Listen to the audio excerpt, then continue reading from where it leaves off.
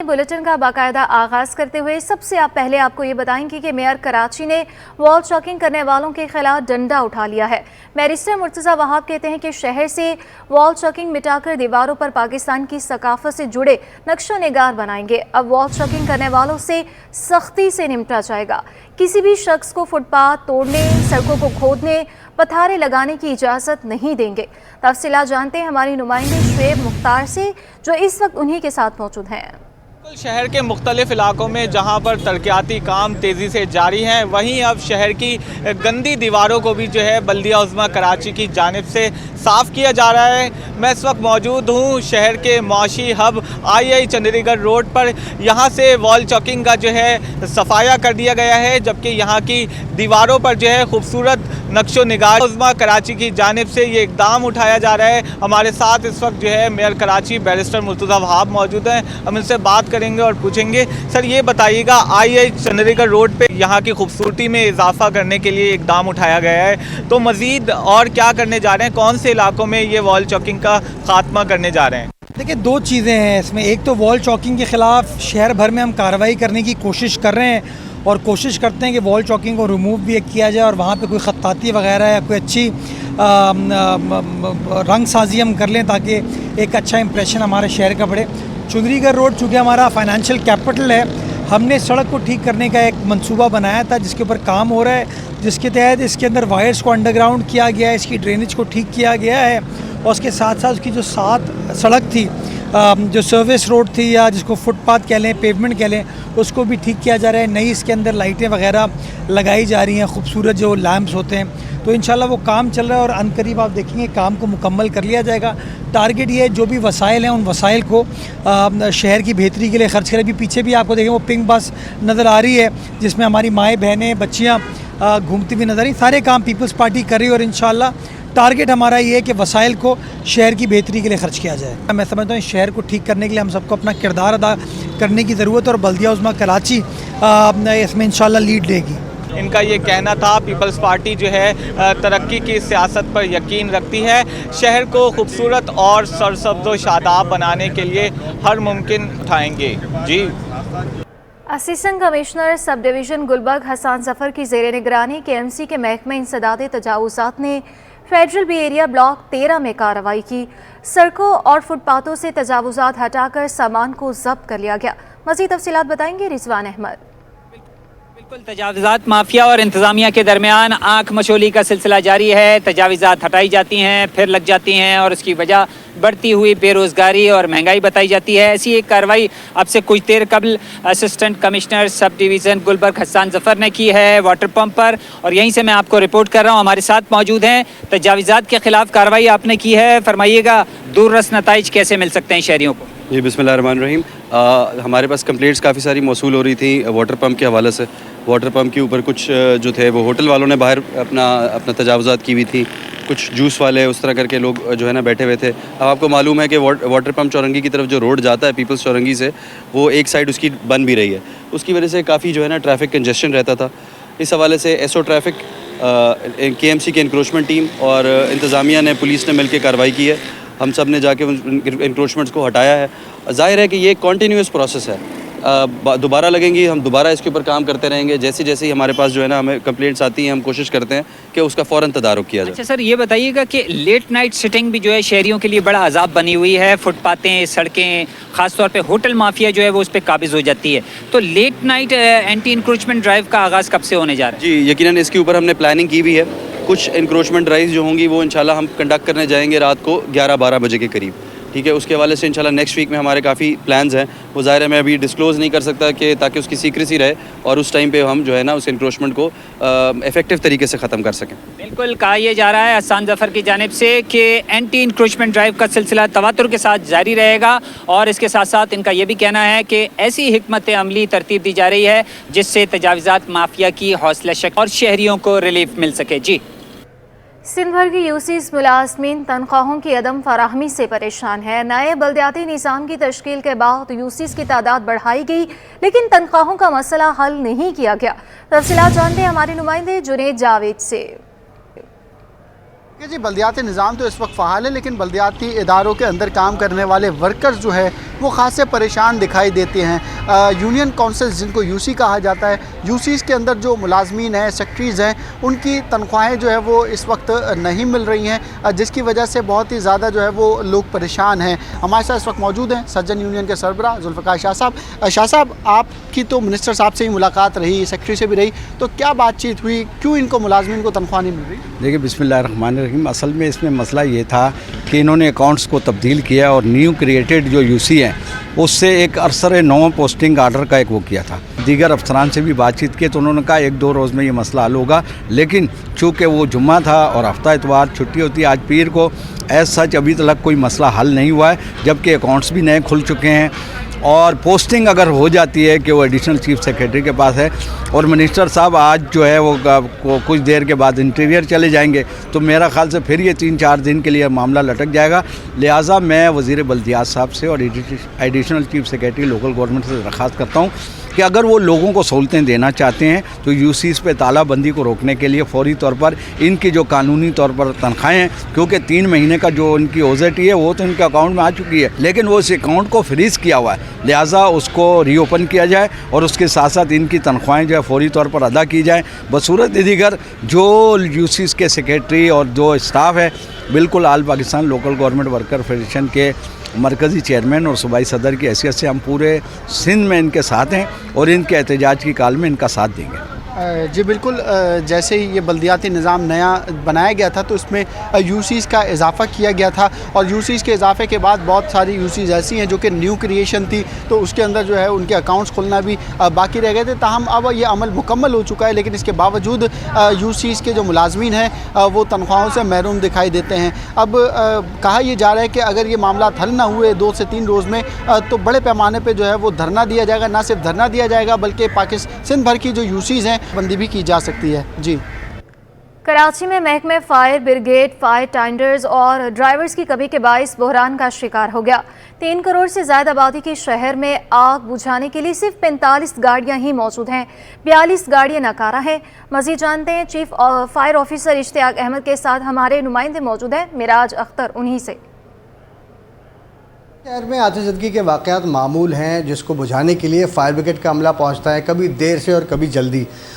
लेकिन एक चीज़ का इंकशाफ ये हुआ है कि इस तकरीबन 3 करोड़ के करीब आबादी वाला शहर है कराची, जिसमें सिर्फ 45 फायर टेंडर्स हैं जो कि वर्किंग में हैं और 2 स्नार्कल्स हैं जो कि वर्किंग में हैं। तो इस हवाले से इस वक्त हम मौजूद हैं फायर ब्रिगेड के हेड ऑफिस में और चीफ फायर ऑफिसर हमारे साथ मौजूद हैं इश्तियाक अहमद। उनसे हम पूछेंगे कि किस तरह गुजारा कर रहे हैं और अल्लाह ना करे अगर कोई हादसा हो जाता है तो किस तरह से उसको मैनेज करेंगे। जी, अस्सलाम वालेकुम।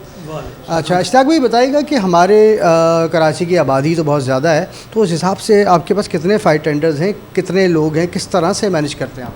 देखिए, हमारे पास तकरीबन 45 फायर टेंडर हैं, 2 स्नार्कल वर्किंग में हैं, 2 स्नार्कल अभी हमारी अंडर रिपेयर हैं और रेस्क्यू है हमारी अपनी, और तकरीबन हमारे पास 1000 के लगभग स्टाफ मौजूद है। मैन पावर की कमी ज़रूर है, लेकिन तकरीबन 1000 के करीब लोग मौजूद हैं और इस शहर को बहुत खुश उसलूबी हम देख रहे हैं फायर फाइटिंग के लिहाज से। अभी देखें, पहले 22 स्टेशन थे, अभी 7 स्टेशनों का इजाफा हुआ, 21 स्टेशन थे, 7 स्टेशनों का इजाफा हुआ, 28 हो गए। तो इसी तरह हर साल कुछ ना कुछ स्टेशन बढ़ रहे हैं हमारे, जैसे गाड़ियाँ भी आ रही हैं, चीज़ें भी आ रही हैं, इक्विपमेंट्स भी आ रहे हैं। अभी काफ़ी सारे इक्विपमेंट्स हमारे पाइपलाइन में हैं, वो भी इंशाल्लाह आ जाएंगे, तो फिर इंशाल्लाह और बेहतरी आएगी डिपार्टमेंट में। बेहतरी की उम्मीद है और इंतहाई जो है कम फायर टेंडर्स में भी जो है फायर ब्रिगेड का महकमा इस वक्त जो है अपना काम कर रहा है और कोशिश कर रहा है कि जहाँ भी आग लग जाए फौरी तौर पर उसको बुझाया जाए। लेकिन इनके साथ एक जुल्म ये भी हो रहा है कि इनका रिस्क अलाउंस जो है वो बहुत अरसे से रुका हुआ है, उसको भी नहीं दिया जा रहा, और साथ साथ इनमें जो मेन पावर है वो भी बहुत ज़्यादा कम है। इसके लिए जो उनके पास जो कमी है सामान की, गाड़ियों की, पानी की या मेन पावर की, उसके लिए भी बारहा शिकायत कर चुके हैं, लेकिन वो भी सिर्फ उनको इंतज़ार है इस चीज़ का कि वो मसला हल हो जाए और वो उम्मीद ही कर सकते हैं कि पता नहीं कब होगा। जी। और अब आपको बताएं कि मुल्क की माशत के लिए एक अच्छी खबर सामने आ गई है। 12 माह मुसलसल टेक्सटाइल की बरामदात में कमी के बाद इजाफा हो गया।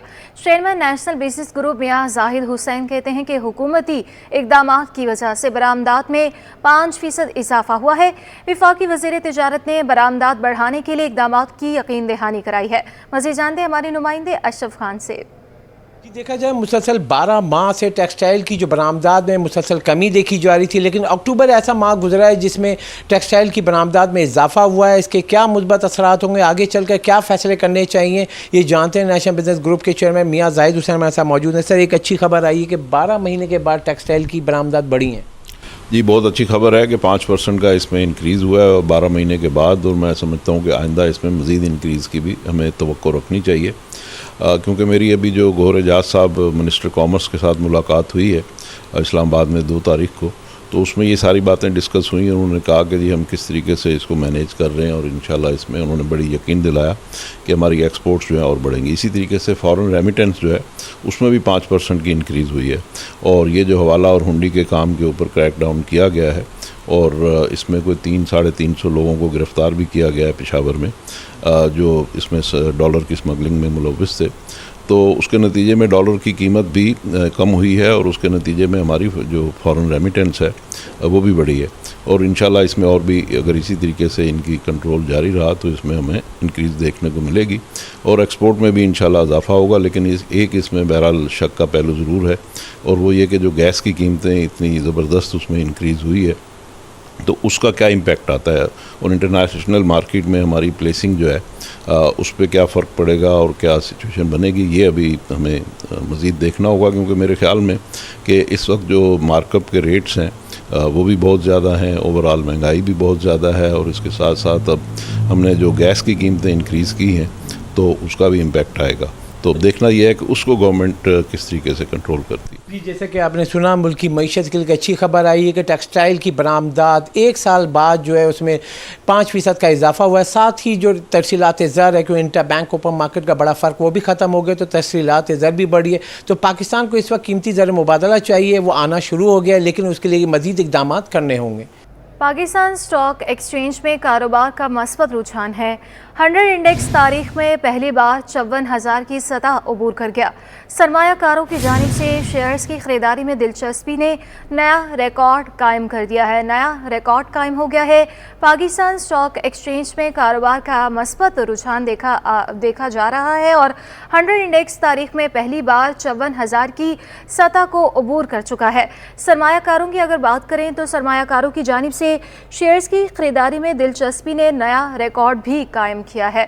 रुझान मस्बत देखने में आ रहा है। पाकिस्तान स्टॉक एक्सचेंज में कारोबार का मस्बत रुझान है। 100 इंडेक्स तारीख में पहली बार 54,000 की सतह को अबूर कर गया, और सरमायाकारों की जानिब से शेयर्स की खरीदारी में दिलचस्पी ने नया रिकॉर्ड भी कायम किया है। 100 इंडेक्स तारीख में पहली बार 54,000 की सतह अबूर कर चुका है, और सरमायाकारों की जानिब से भी शेयर्स की खरीदारी में मज़ीद दिलचस्पी ने एक नया रिकॉर्ड कायम किया है। पाकिस्तान स्टॉक एक्सचेंज के हवाले से आपको अपडेट कर रहे हैं, जहां पर कारोबार का मस्बत रुझान है। 100 इंडेक्स तारीख में पहली बार 54,000 की सतह अबूर कर गया। सरमायाकारों की जानिब से भी शेयर्स की खरीदारी में दिलचस्पी देखने में आ रही है, और दिलचस्पी ने एक नया रिकॉर्ड भी कायम कर दिया है। पाकिस्तान स्टॉक एक्सचेंज में कारोबार का मस्बत रुझान है। 100 इंडेक्स तारीख में पहली बार 54,000 की सतह अबूर कर गया। सरमायाकारों की जानिब से शेयर्स की खरीदारी में दिलचस्पी ने नया रिकॉर्ड भी कायम कर लिया है। कराची में गैस का बहरान शिद्दत इख्तियार कर गया। कोरंगी 2.5 नंबर में गैस की लोड शेडिंग के बायस घरेलू ख़वातीन को शदीद परेशानी का सामना है, जहां बच्चे बगैर नाश्ते के ही स्कूल जाने पर मजबूर हैं। इस हवाले से मज़ीद बता रही हैं आयमा खान। शहर कायद में बुनियादी सहूलियात का फुकदान जो है वो बढ़ने लगा है। गैस जो इंसान की बुनियादी ज़रूरत है, शहर कायद में जो है गैस नायाब हो गई है। शहर के मुख्तलिफ इलाके जो हैं वो गैस की अदम फराहमी का शिकार हैं। इस वक्त हम मौजूद हैं कोरंगी 2.5 नंबर के इलाके में। यहाँ पे भी जो है वो कई वक्तों से जो है वो गैस की बंदिश का सिलसिला जारी है। इस हवाले से बात करने के लिए हमारे साथ यहाँ के इलाका मकीर मौजूद है। सर बताइएगा, कितना वक्त हो गया आपके इलाके में गैस नहीं आ रही है? देखिए, अरसा दराज से तो गैस यहाँ पर नापेद हो चुकी है, लेकिन हुकूमत वफ़द ने जो है गैस को जो है मसनूई किल्लत पैदा की हुई है ताकि आवाम को ये सहूलत मौसूल ना हो, और आवाम जो है पैसों से गैस ख़रीदें। क्योंकि जब तक आवाम को बुनियादी सहूलतें नहीं मिलेंगी तो वो किस तरह से अपने बिजली के बिल, गैस के बिल अदा करेंगे। पानी का निज़ाम आपके सामने धर्म भरम है। तो सर्दियों का आगाज़ हो चुका है, गैस की बंदी जो है वो मुकम्मल तौर के ऊपर शटडाउन हो रही है रेगुलर की बुनियाद पे। अच्छा, आप हमें बताइएगा किस तरह से गुजारा करते हैं? जाहिर सी बात है गैस नहीं आती है, महंगाई भी इतनी है, तो फिर किस तरह से जो है वो गुजारा कर रहे हैं? किस तरह से गुजारा करें, इंतज़ार करके गुजारा कर रहे हैं, क्योंकि ये कुरंगी का इलाका है और ये ज़्यादातर यहाँ पे गरीब तबका रहता है, तो यहाँ पे हर कोई होटल का खाना अफोर्ड नहीं कर सकता है। गुजारा इस तरीके से कर रहे हैं कि इंतज़ार करके गुजारा कर रहे हैं, गैस आएगी हम अपने बच्चों को खाना खिलाएंगे, इस तरीके से यहाँ पे गुजारा हो रहा है जी। एन जो है खाने पकाने के जो टाइम होता है, सुबह का नाश्ता, दोपहर का खाना और रात का खाना, उसी टाइम पे गैस नहीं होती है। अगर कहीं पे होती है तो वो इतनी मामूली सी होती है कि खाना जो 1 घंटे में पकता है वो 4-4 घंटों में पक रहा होता है जी।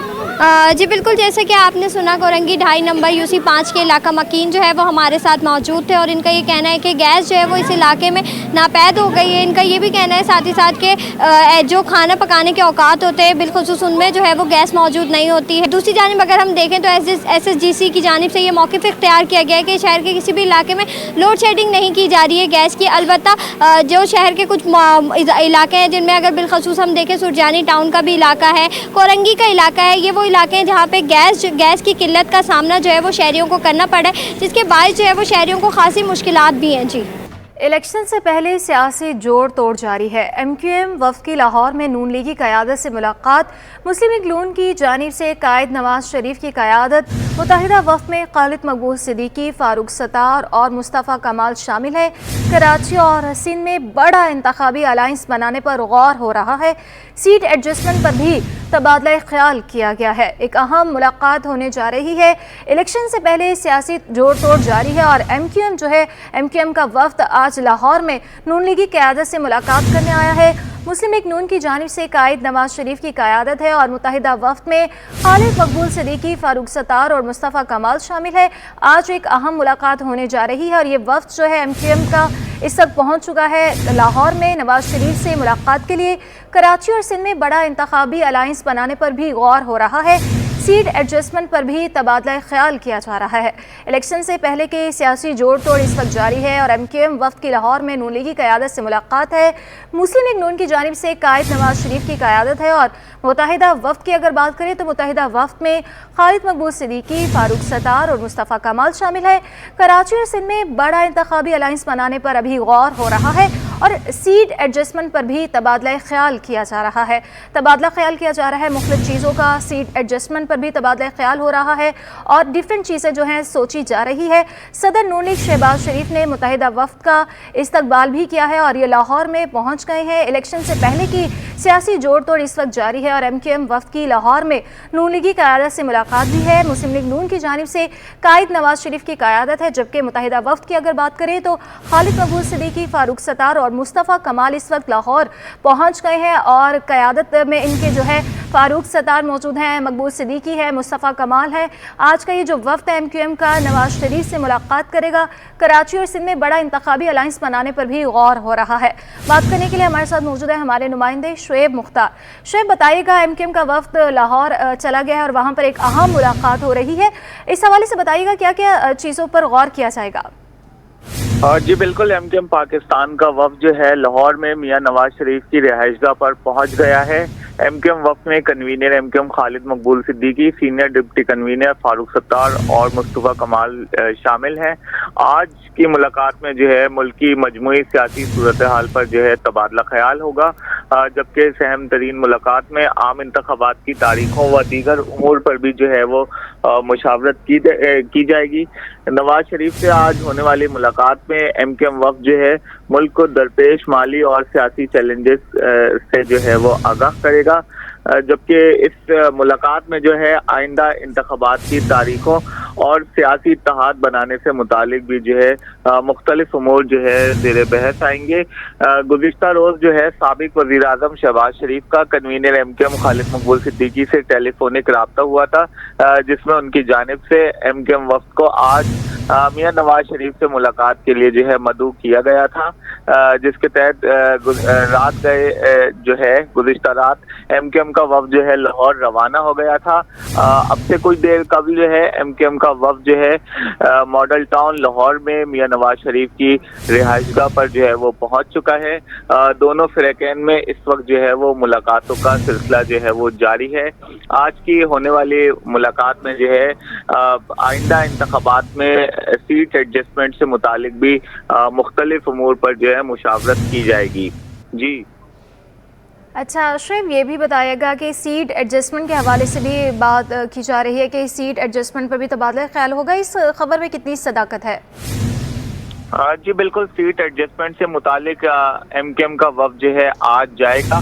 जहाँ तक हमारी मुस्लिम लीग नून के ज़राए से बात हुई है तो उन्होंने इस बात का अंदेशा जाहिर किया है कि आज की मुलाकात में जो है बाकायदा तौर पर MKM वफ़द को आम इंतखाबात में इत्तेहादी बनाने पर भी जो है वो एक बार फिर से जो है पेशकश की जाएगी। माजी में भी हमने देखा कि MKM पाकिस्तान जो है नून लीग की इत्तेहादी जमात रही है वफाक में, ताहम ये इत्तेहाद बरकरार रखने के लिए आज भी जो है MKM को जो है बाकायदा तौर पर आम इंतखाबात में साथ मिलाने की जो है वो दावत दी जाएगी। ये बहुत बड़ी बैठक है आम इंतखाबात से कबल जो है, जिसमें आज दोनों फ़िरक़ैन के माबैन जो है अहम फैसले लिए जाने का इम्कान है। आज की इस मुलाकात के बाद फैसला होगा, अहम फैसले होंगे। जी अहम फैसले किए जाएंगे आज की मुलाकात के बाद। शुएब, आप हमारे साथ ही रहिएगा। हमारे नुमाइंदे राव दिलशाद भी हमारे साथ मौजूद हैं। राव, बताइएगा आप इस वक्त कहाँ पर मौजूद हैं और ये भी बताइएगा क्या मनाज़िर देख रहे हैं आप? बिल्कुल, गुज़िश्ता रोज कायद मुस्लिम लीग नून मियां नवाज शरीफ की ज़ेर सदारत एक सीनियर रहनुमाओं का इजलास हुआ था। इस इजलास में फैसला किया गया था कि मुस्लिम लीग नून जो है वो आइंदा इंतखाबात से कबल तमाम जो सियासी जमातें हैं उनसे रवाबत बढ़ाएगी, उनसे मुलाकातों का सिलसिला शुरू करेगी।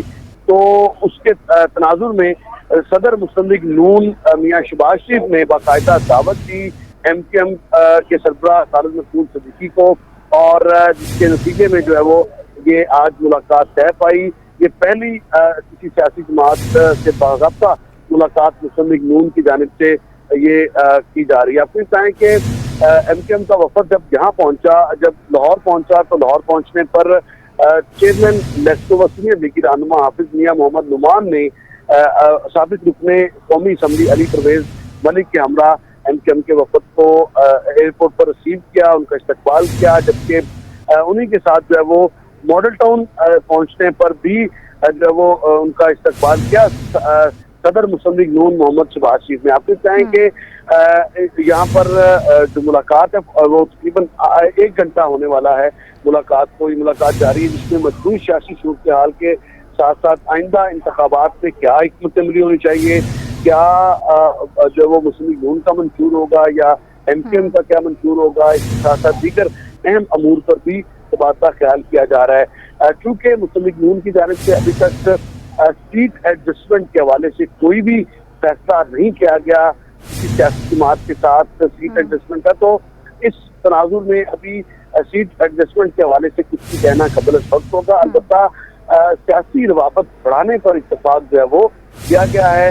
यानी मियां नवाज शरीफ भी मुस्लिम लीग नून का वफद भी जो है वो जब कराची में MKM के दफ्तर में उनसे मुलाकात करेगा तो ये बाहमी मुलाकातों को बढ़ाने का ऑब्जेक्टिव यही है कि इंतखाबात से कबल साजगार माहौल बनाया जाए और इंतखाबी ज़ाब्ता इखलाक के मुताबिक जो है वो इंतखाबी मुहिम भी चलाई जा सके। तमाम सियासी जमातें अपने अपने मंशूर के मुताबिक जो है वो अपने जलसे और रैलियाँ मुनक्किद करें, ना कि इल्ज़ाम तराशी और नफरत अंगेज तकारीर को अपनी जलसों का खासा बनाया जाए। तो ये एक अंडरस्टैंडिंग जो है वो मुस्लिम लीग नून के माबैन तो पाई जाती है और मुस्लिम लीग नून की यही मुस्लिम लीग नून भी चाह रही है कि दीगर सियासी जमातें भी इसी तरह से इल्ज़ाम तराशी के बजाय अपने मंशूर पर बात करें और मुल्क को किस तरह से आगे बढ़ाना है, किस तरह से जो मुआशी बहरान, सियासी बहरान है, इसको किस तरह से ख़त्म करना है, इस पर जो है वो फोकस करें जिस तरह से मुस्लिम लीग नून ने किया। तो आज बाकायदा ये मुलाकात है, तकरीबन 1 घंटा हो चुका है इस मुलाकात को, ये मुलाकात जारी है और जब MKM का वफद मुलाकात करके बाहर आता है 180H मरकजी सेक्रेटरीट मुस्लिम लीग नून से, तो फिर मुमकिन तौर पर बताया जा रहा है कि मीडिया से गुफ्तगू भी करेंगे।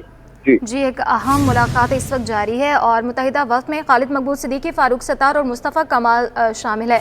राउल दिलशाद ये बताएगा कि मुस्लिम लीग नून की जानिब से कायद नवाज शरीफ क़यादत कर रहे हैं और कौन कौन से सियासी रहनुमा नून लीग की जानिब से इसमें शरीक हुए हैं। एग्जैक्टली यहाँ पर जब सरदार यार सादक मौजूद हैं, शहबाज शरीफ मौजूद हैं, राना सनाउल्लाह मौजूद हैं और इनके साथ साथ जो है वो दीगर जो रहनुमा जिनमें सेक्रेटरी असिस्टेंट सेक्रेटरी मुस्लिम लीग नून जो वो बिलाल अजहर कियानी मौजूद है, सरदार यार सादक आपको पहले बता चुके हैं और इसके साथ साथ राना सनाउल्लाह और दीगर रहनुमा भी हमरा हैं। ताहम मुलाकात में MKM के वफद की जानिब से तो सरप्राइज जो है वो डॉक्टर खालिद मकबूल सिद्दीकी कर रहे हैं, जबकि डॉक्टर फारूक सत्तार और मुस्तफ़ा कमाल भी उनके हमला हैं। जी, एक अहम मुलाकात हो रही है और ये मुलाकातों का सिलसिला अभी जारी है, सियासी सरगर्मियाँ जारी है, जोड़ तोड़ किया जा रहा है। राउल दिलशाद और हमारे नुमाइंदे शुएब मुख्तार भी हमारे साथ मौजूद थे, मुसलसल हमें अपडेट करे थे। आप दोनों का बहुत शुक्रिया। पाक कॉलोनी की मार्बल मार्केट में सन्नाटों ने डेरे डाल लिए, महंगी बिजली ने कारोबार को तबाही के दहाने पर पहुंचा दिया है।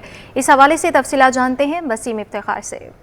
इस वक्त मैं पाक कॉलोनी की मार्बल मार्केट में मौजूद हूँ और यहाँ पर हम देख रहे हैं कि सन्नाटों ने डेरे डाल रखे हैं, ताजिर परेशान हैं, दुकानदार परेशान हैं और सारा दिन जो है जो दुकानदार हैं, ताजिर हैं, वो ग्राहकों के इंतज़ार में जो है उनका वक्त जो है वो सर्फ होता है। इस वक्त मेरे साथ मौजूद है बदर इकबाल जो कि फाउंडर चेयरमैन है all Karachi marble industry association के। ये बताइएगा कि क्या वजूहत है बदर साहब, पाक कॉलोनी की जो मार्बल मार्केट है हमने देखा था कि माजी में इंतहाई मसरूफ़ होती थी, मार्बल की ख़रीदारी देखने में आती थी, लेकिन अब यहाँ पे सन्नाटों के डेरे हैं, क्या वजूहत है? देखें, इसमें सबसे जो इस वक्त बड़ा सेक्टर आया हुआ है वो हमारी के इलेक्ट्रिक का है। ठीक है, गवर्नमेंट ने के इलेक्ट्रिक को जो प्राइवेट जब से किया है और उनकी अजारादारी और नेपरा के जो दरमियान में मिली भगत से जो इतनी महंगी बिजली कर दी है कि इस वक्त जो मार्बल सेक्टर है वो अपनी 70% जो इंडस्ट्री है वो बंद कर चुका है। इसमें 50% जो है 70% जो बंद होने के बाद 50% जो है वो ट्रेड्स पे आ चुके हैं और जो 20% जो लोग हैं वो बंद करने के बाद तकरीबन 180 से 90 रुपये पर यूनिट के हिसाब से जो है अभी भी बिजली का बिल पे कर रहे हैं। और जो 50% जो हुआ है वो इस वजह से है, या 100% हम इसको इस तरीके से कहते हैं कि जो 35 रुपये तक का यूनिट था वो इस वक्त तकरीबन 84 से 90 रुपये यूनिट तक आ चुका है। अब आप मुझे सिर्फ ये आप बता दें कि हम उसको किस कॉस्ट पे बेचें, पहली बात ये है। दूसरा ये है कि गवर्नमेंट के अपने मामलात भी हैं कि वो पूछ नहीं रही कि के इलेक्ट्रिक जो है वो अपनी बिजली पैदा करने के उसके मामलात हैं, वो इतनी महंगी बिजली क्यों बेच रही है। नेपरा जो है उनको जो एक फार्मूला दे देता है, हमारी ये समझ में नहीं आ रहा कि थरको के अंदर जो इन्होंने जो पावर प्लांट इन्होंने लगाए हुए हैं वो 5 रुपये यूनिट है और दूसरा जो अपना एटमी बिजली से जो है 5 से 6 रुपये यूनिट वो हो रही है, तो वो हम सनती ताजिर के साथ क्यों शेयर नहीं हो रहा। अच्छा, ये बताइएगा कि आप चूँकि फाउंडर चेयरमैन हैं, जो इस वक्त मौजूदा सूरत हाल है, बिजली महंगी है, तो मार्बल की एक्सपोर्ट कितनी मुतासिर हुई है और ये भी बताइएगा कि मार्बल की कीमतों में कितने फ़ीसद तक मौजूदा जो सूरत हाल है उसकी वजह से इजाफा हुआ है। देखें, एक्सपोर्ट की तो आप बात भूल ही जाएं, क्योंकि वजह सिर्फ़ और सिर्फ ये है कि पाकिस्तान जो है 6.6 जो है बिलियन के ज़ख़ायर रखता है। अगर हम इसको में वैल्यू एडिशन कर दिया जाए तो ये पाकिस्तान का कर्जा कुछ भी नहीं है जो इतने आराम से उतरे। हम दुनिया का 5वां चौथा बड़ा जो है डिपॉजिट रखते हैं मार्बल एंड ग्रेनाइट में, मगर बदकिस्मती ये है कि कोई 1960 तक जो है इंडस्ट्री के ऊपर किसी ने काम नहीं किया और मार्बल के ऊपर जो मामलात आ रहे हैं अभी भी गवर्नमेंट की कोई इसके ऊपर जो है ना तरजीहात हैं ना कोई मामलात हैं। हम सिर्फ ये गवर्नमेंट से एक बात करना चाहते हैं कि देखें, सऊदी अरब के अंदर म्यून सिटी है, उसके अंदर दुनिया का एक जदीद तरीन शहर बनाया जा रहा है, तो वहाँ पे ग्रेनाइट और मार्बल के पाकिस्तान की बहुत बड़ी खपत है। अगर सिर्फ़ और सिर्फ गवर्नमेंट हमारे को सपोर्ट करे तो यहाँ हमारे पास दिन रात चुगनी जो है हमारी इंडस्ट्री ग्रोथ कर सकती है और हम जो है एक्सपोर्ट कर सकते हैं, मगर महंगी बिजली होने की वजह से हम बिल्कुल भी कोई काम नहीं कर सकते। रॉ मटेरियल हमारा जो है वो चाइना लेके जा रहा है और वो जो है हमारे को इंटरनेशनल मार्केट में हमें टक्कर देता है। हम अपनी महंगी बिजली की वजह से 4 गुना महंगा जो है अपने जो प्रोडक्ट सेल कर रहे हैं, वो हमसे जो है 25% के ऊपर जो है काम कर रहा है। आखिरी सवाल का जवाब दे दीजिएगा कि मार्बल की कीमतों में कितने फीसद इजाफा हुआ है? देखें, आप पूरी मार्केट को आप सर्वे कर रहे होंगे, अभी आपको मार्केट में आपको कस्टमर ही नज़र नहीं आ रहा। लोगों को अपने खाने के लाले पड़े हुए, वो किस तरीके से इस्तेकाम लेकर आएँ, क्योंकि सबसे बड़ी बात यह है कि इस वक्त जितना भी तामीराती सेक्टर है वो सारा का सारा ऑफ हुआ है। जो सरिया 3,30,000 रुपये टन था वो 2 लाख रुपए पे आया हुआ है। सीमेंट सेक्टर जो है वो 1200 रुपये से बोरी होकर तकरीबन 1,900 रुपये पे आई हुई है। तो मटेरियल है नहीं और बिल्डर्स काम नहीं कर रहे, तो इस वजह से जो है हमारी जो मार्बल की इंडस्ट्री है वो बिल्कुल जो है डाउन हो चुकी है। जी बिल्कुल, ये थे बदर इकबाल जिनका बताना है कि मार्बल की इंडस्ट्री जो है वो डाउन हो चुकी है, शदीद मुतासिर है। उनका ये कहना है कि हुकूमत की जानिब से मार्बल की इंडस्ट्री पे कोई तवज्जो नहीं दी जा रही। दूसरी जानिब बिजली की कीमतों में जो इजाफा है उसने भी जो है वो मार्बल के जो ताजिर हैं उनकी कमर तोड़ रखी है। इनका मुतालबा है कि फौरी तौर पर हुकूमत बिजली की कीमतों में कमी करे और उसके साथ साथ मार्बल इंडस्ट्री को जो है वो फ़रोग़ दे ताकि मार्बल इंडस्ट्री जो है वो मुल्की एक्सपोर्ट में इजाफा कर सके। जी, पाकिस्तान स्टॉक एक्सचेंज में कारोबार का मस्वर रुझान 100 इंडेक्स तारीख में पहली बार 54,000 की सतह अबूर कर गया। सरमायाकारों की जानिब से शेयर की खरीदारी में दिलचस्पी ने नया रिकॉर्ड कायम कर दिया है। तफसीलात जानने के लिए हमारे साथ मौजूद हैं हमारे नुमाइंदे अयास राना। अयास, बताइएगा इस हवाले से। जी बिल्कुल, जैसे आज कारोबारी हफ्ते का दूसरा रोज़ और एक और रिकॉर्ड जो है वो आज स्टॉक एक्सचेंज में बन गया। वो 54,000 तारीख में पहली दफ़ा जो है इस इंडेक्स 100 इंडेक्स उसको भी अबूर करने में जो है वो कामयाब हुआ है। वजूहात वही बनती जा रही हैं इकनॉमी को लेके, जिस तरीके से जो हुकूमत के इकदाम हैं वो बहुत बेहतरी की तरफ नज़र आ रहे हैं, जिसके बाद सरमायाकारों का जो है वो एतमाद मुसलसल हम ये देख रहे हैं कि पिछले गुज़श्ता हफ़्ता भी जो देखें और उसके बाद जब से ये हफ़्ता शुरू हुआ है, आज दूसरा दिन है, आज भी मार्केट में जो है वो तेज़ी का रुझान आज सुबह से ही जारी है। वजूहात और मज़ीद क्या ऐसी ख़बरें हैं जो मार्केट को सपोर्ट कर रही हैं, उसको जानने के लिए हमारे साथ साबिक़ डायरेक्टर PSX जो है वो अमीन यूसुफ मौजूद हैं। अमीन साहब, क्या वजूहात हम आपसे पूछना चाह रहे हैं कि एक फंडामेंटली बता दीजिए कि कहाँ पे जाके ये लगता है कि रुकेगा, कि ये इसी तरीके से रोज़ाना की बुनियाद पे रिकॉर्ड हाई बनते चले जाएंगे? देखिए, रिकॉर्ड बिल्कुल बनने थे क्योंकि मार्केट एक नीचे लेवल पे ट्रेड कर रही थी। 4 साढ़े 4 के पी पे आप ट्रेड कर रहे हैं, पहले 12 के पी पे ट्रेड करते थे। उस ज़माने में रिकॉर्ड हाई था लेकिन 12 का पी था। अभी भी बहुत गुंजाइश है मार्केट में। उसकी वजूहत है कि चीज़ें बेहतरी की तरफ जा रही है। इंटीरियम गवर्नमेंट ने काम किया है। देखें, आपकी स्मगलिंग रुक गई है, आपका जो है रुपी पैरिटी अभी थोड़ा सा बढ़ा है लेकिन अगर कंट्रोल काफ़ी हद तक है। और प्लस चीज़ें देखें, IMF का आपका रिव्यू इतनी आसानी से हो रहा है, ठीक है, टैक्सेशन की उनकी डिमांड से तो हमेशा से रही हैं, तो ये सारी चीज़ें इंडिकेट कर रही हैं कि आप बेहतरी की तरफ जा रहे हैं। और प्लस एक और चीज़ है, इंटरेस्ट रेट आप पीक आउट कर चुके हैं। देखिए, जब इंटरेस्ट रेट नीचे आते हैं तो ऑब्वियसली मार्केट में लग रहा है कि इंटरेस्ट रेट बड़ा कट आएगा, उसकी वजह से आप देख रहे हैं कि मार्केट में बाइंग आ रही है। जो फंड्स फिक्स में बैठे हुए हैं ऑब्वियसली वो डाइवर्ट करके स्टॉक मार्केट में आएंगे। एक उनको फ़ायदा ये होगा कि उनको कैपिटल गेन मिलेगा, उनको डिविडेंड यील्ड भी है। देखिए, कंपनीज नो डाउट इतनी इकोनॉमी ख़राब थी लेकिन कंपनीज ने परफॉर्म्स किया और रिजल्ट्स दिए। देखिए, जब रिजल्ट्स अच्छे आते हैं ना, वो पर्टिकुलर स्टॉक परफॉर्म कर रहा होता है। अब आप देख रहे हैं, जो आपने मार्केट में बताया कि चीज़ी की वजह एक और भी है कि आहिस्ता आहिस्ता इन्वेस्टर भी वापस मार्केट में आ रहा है। अब जब देखिए इलेक्शन की डेट आ जाएगी तो क्या होगा, पोर्टफोलियो इन्वेस्टमेंट अभी आपके पास है ही नहीं इतना, लेकिन वो भी ट्रिगर करेगा, वो भी आएगा। क्योंकि जब 12 की पी पे मार्केट थी, अभी आपको 4.5 5 के पी पे चीज़ें मिल रही, तो अभी भी रूम है मार्केट में। और चीज़ें देखिए अब इंडिकेट करेगा इलेक्शन हो जाएंगे और इंटीरियम गवर्नमेंट के बाद जो दूसरी गवर्नमेंट आएगी वो पॉलिसीज़ को कंटिन्यू करेगी। वो एक चीज़ होगी जो ट्रिगर करेगी। लेकिन लग रहा है कि चीज़ें अब बेहतरी की तरफ जा रहे हैं। जो वर्स्ट था ना, आपने देख चुके हैं। तो कौन से सेक्टर्स हैं जो सपोर्ट कर रहे हैं मार्केट को? पूरी मार्केट ओवरऑल जो है वो परफॉर्म करती हुई नज़र नहीं आई। कुछ ऐसे मखसूस सेक्टर्स के अंदर काम हो रहा है जो मार्केट को ऊपर लेके जा रहा है, वो सेक्टर्स क्या है? देखिए, सबसे पहले अगर आप इंडिकेट करें मार्केट में जो रिफाइनरी का सेक्टर काफ़ी हद तक बढ़ गया, ऑयल सेक्टर्स में काफ़ी बाइंग देखने में आ रही है। अब सीमेंट की जो है ना, देखिए इंटरेस्ट रेट जब कम होगा तो सीमेंट में आप फर्दर अभी भी बाइंग है लेकिन और फर्दर आप ट्रिगर कर सकते हैं। बैंक्स हो ना, ऑब्वियसली अगर जब इंटरेस्ट रेट कम होगा तो थोड़े से नीचे आ सकते हैं, लेकिन अभी भी उनकी रूम्स अगर आप देखें 2017 से देखें तो रेट्स तो बहुत नीचे हैं। तो अगर अक्रॉस द बोर्ड अगर आप देखें साइड बोर्ड आइटम्स हैं वो भी इतने नहीं बढ़े। बढ़े हुए, तो इंडेक्स में अभी काफ़ी गुंजाइश है। देखिए जब स्क्रिप्ट्स बढ़ेंगे तो ऑब्वियसली इंडेक्स भी बढ़ेगा, लेकिन एक चीज़ इंडिकेट करना है, जब एक्स डिविडेंड कोई स्टॉक हो रहा होता है तो उसका रिफ्लेक्शन इंडेक्स में नहीं पड़ रहा होता है, तो फॉर्मूले को रिविजिट करने की ज़रूरत है। और प्लस मैं ये कहूँगा कि देखिए एक चीज़ है कि हम इन्वेस्टर हमें बढ़ाने की ज़रूरत है। हम रिफॉर्म्स लेके आ जाते हैं, कॉपी पेस्ट करते हैं, लेकिन हमने इन्वेस्टर के साइज़ नहीं बढ़ाया। देखिए अगर ज़्यादा इन्वेस्टर होता है तो प्रॉपर प्राइस डिस्कवरी होती है, और वो कब होता है जब मार्केट नीचे जा रही होती है ना, ये रिटेल इन्वेस्टर मार्केट में आ रहा होता है, काम कर रहा होता है, तो इन्वेस्टर का ज़्यादा साइज़ बढ़ेगा, मार्केट का साइज़ भी बढ़ेगा। अगर मार्केट के साइज़ को और बढ़ाना है तो इन्वेस्टर का साइज़ हमें बढ़ाना पड़ेगा, लोगों को एजुकेट करना पड़ेगा। मीडिया तो अपना किरदार अदा कर रहा है, हमें सब स्टेक होल्डर को मिलकर एक ऐसी पॉलिसी बनानी पड़ेगी कि इन्वेस्टर्स को हमें एजुकेट करें, हमें बताएं कि भाई स्टॉक मार्केट में आप पैसा लगा के पैसा बना सकते हैं। ये लोगों का कॉन्सेप्ट गलत है कि पैसे जी, पाकिस्तान स्टॉक एक्सचेंज में कारोबार का मस्वा रुझान देखने में आ रहा है और 100 इंडेक्स तारीख में पहली बार 54,000 की सतह अबूर कर गया है। अयाज राना हमें अपडेट कर रहे थे, आपका बहुत शुक्रिया। पाक कॉलोनी के करीब वाक़ई अल-फतह कॉलोनी की सड़क खस्ताहाली का शिकार हो गई है। सड़क पर पड़े गड्ढे मुसाफिरों के लिए इम्तिहान बन गए हैं। मज़ीद तफसीलात जानेंगे नुमाइंदा अक्सा शाहिद से।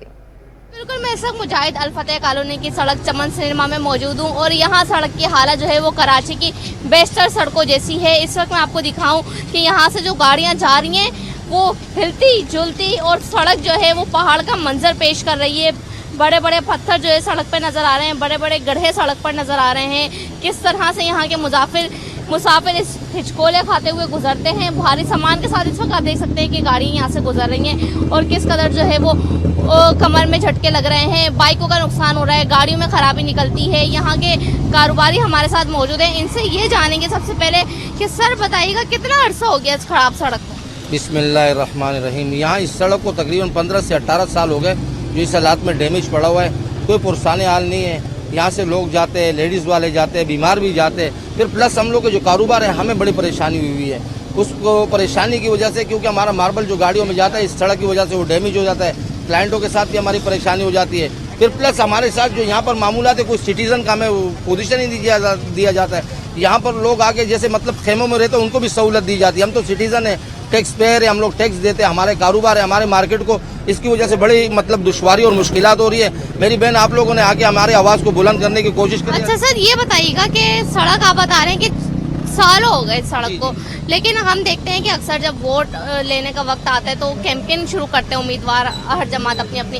तो कभी आप लोगों ने जो है वो कैंपेन के दौरान जो है वो उम्मीदवारों से मुतालबा किया होगा इस चीज़ की मरम्मत करवाई जाए? एक मरतबा हमारे यहाँ एक एमएनए थे हमारे अताउल्ला एडवोकेट साहब, उनके पास हम गए थे। सेवरेज लाइन का हमारा प्रॉब्लम हो गया था, कुछ मार्च का महीना था और मेरे को 19 तारीख याद है, 19 मार्च थी। उस दौरान उन्होंने कहा था कि हम 2 दिन में आ जाएंगे, लेकिन तकरीबन आज माशाल्लाह उसको जो ना अगर ये मार्च आएगा ना, जो मार्च गुजरा है तो 3 साल उसको पूरे हो गए, लेकिन आज तक वो आए नहीं। 2-3 दिन का बोले और 3 साल में आए नहीं। तो उसका तो हमें मतलब है कि हमें वो एक आदत पड़ गई है।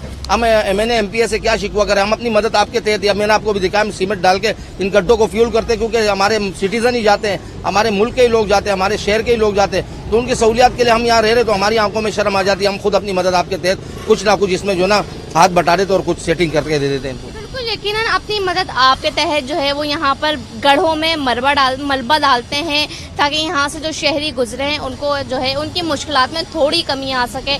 मज़ीद ये कहते हैं कि कॉलेज का टाइम होता है तो यहाँ से लड़कियाँ भी रोड पार करके जाती हैं और बाइक पे सवार शहरी का पहले ये आलम था कि ख़वातीन जो हैं वो झटकों से गिर जाया करती थी, लेकिन इन्होंने जो है वो अपनी मदद आपके तहत यहाँ पर मलबा डाला है, जिसके बाद जो है वो सड़क हम देख सकते हैं कि थोड़ी बेहतर हुई है। इसको मरम्मत की जो है वो ज़रूरत है। इंतज़ामिया को चाहिए कि मैदान में आए और इनकी मुश्किलात जो है वो हल करे। जी, लोड शेडिंग के खिलाफ प्रिंटिंग प्रेस मालिकान सड़कों पर आ गए हैं और शाहीन कॉम्प्लेक्स पर के इलेक्ट्रिक के दफ्तर के बाहर एहतजाज जारी है। काविश मेमन से तफसीलात जानते हैं।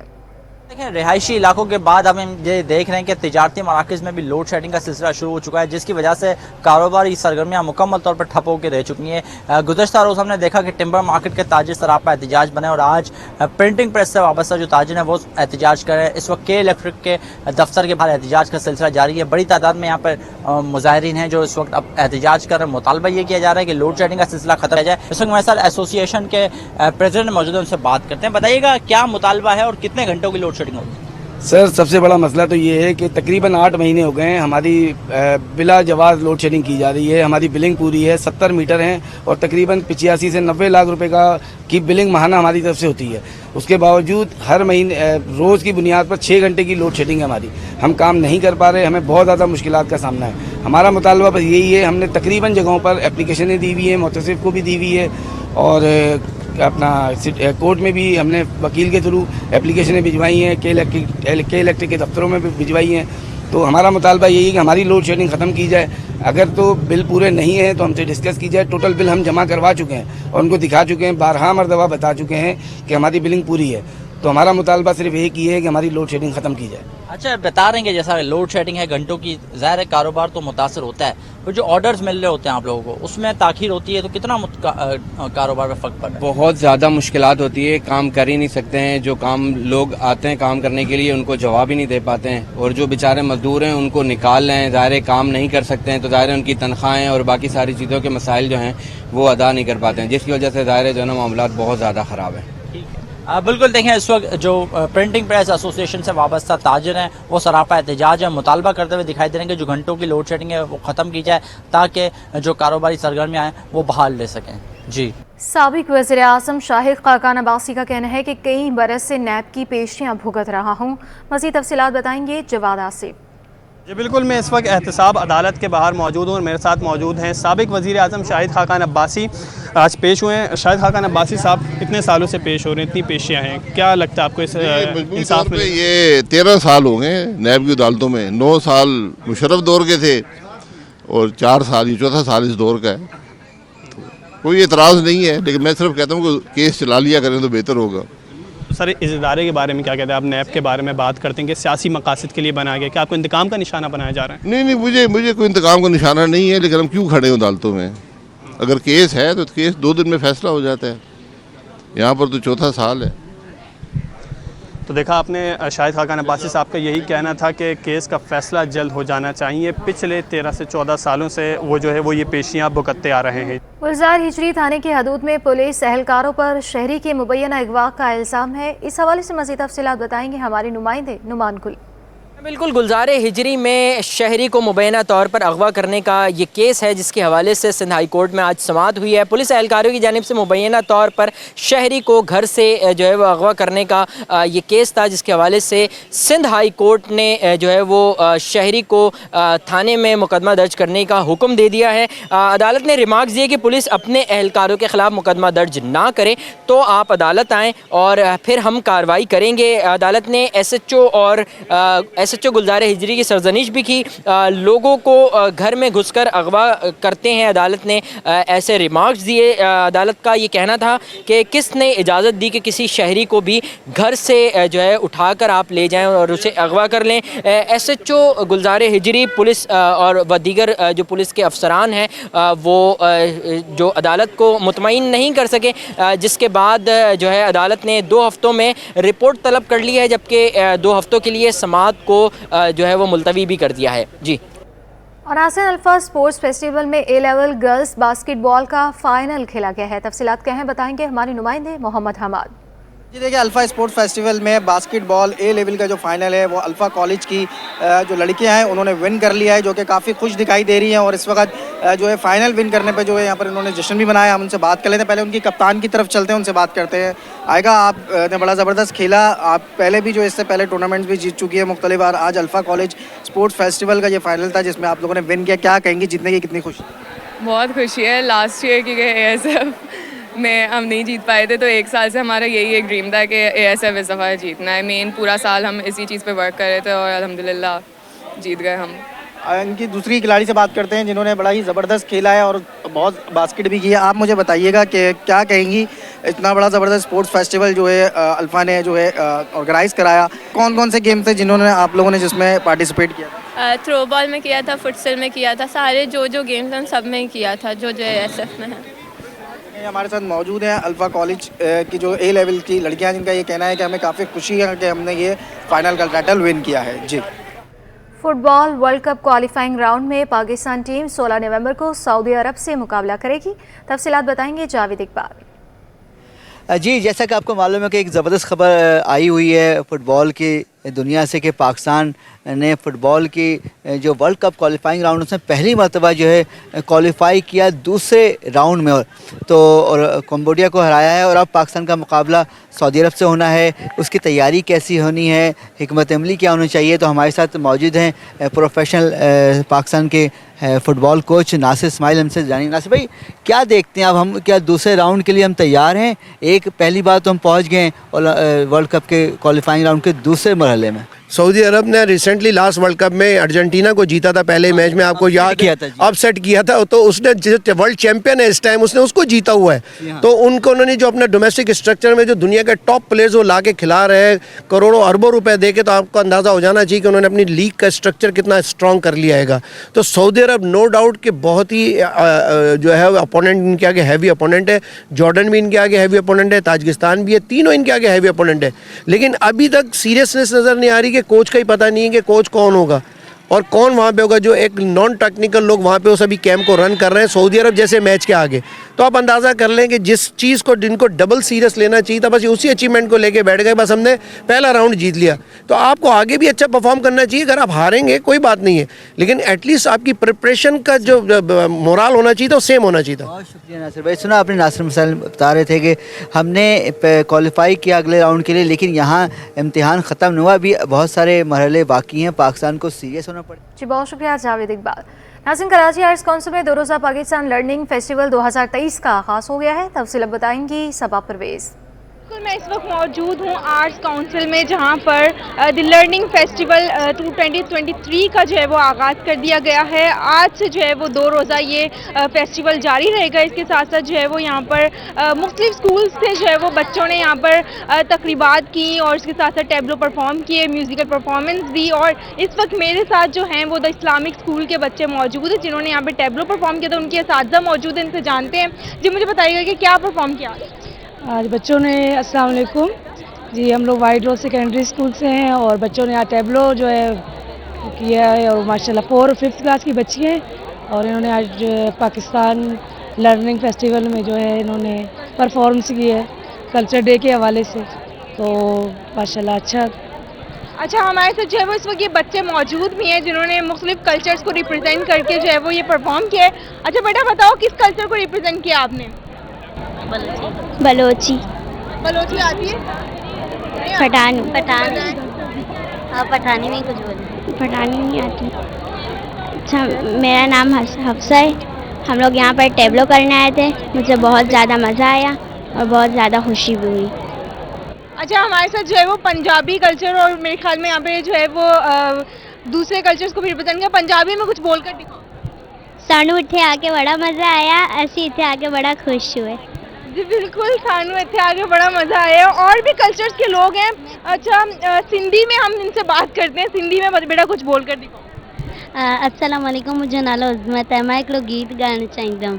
जिए सिंध वार जियन, सिंध टोपी अजरक वार जियन, रहे सदा सिंधुअ जी जोली, माड़ूअरनि जी मिठड़ी बोल, गली गली ऐं घर गुजन, सिंध अमर जा नारा नारा। जिए सिंध वार जियन, सिंध टोपी अजरक वार जियन। शुक्रिया जी। बिल्कुल, आपने सुना यहाँ पे बच्चों ने जो है वो मुख्तलिफ कल्चर को रिप्रेजेंट करते हुए